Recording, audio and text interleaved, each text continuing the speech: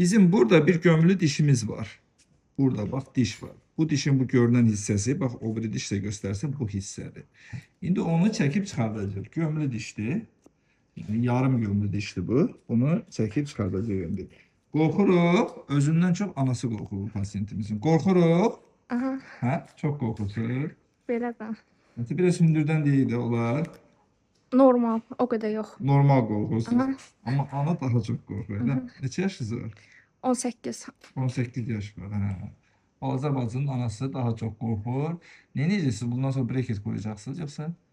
Yəqin o bir dişi də çəkdirəcəm. Bir dediğin o dişi çəkdirməkdə məqsəd nədir? O da gömülüdür amma biraz. Yox, məqsəd nədir? Niyə görə çəkdirirsiniz? Özünüz öz qorxunuzla, həkim sizi başa salmamış. Niyə çəkdirirsiniz onu deyin mənə? Ağrı var çünki.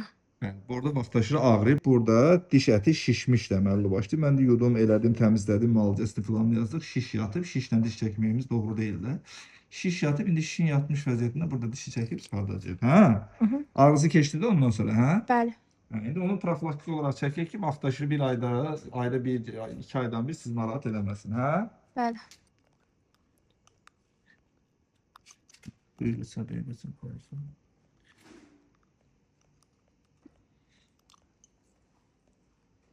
Dişimiz çəkildi.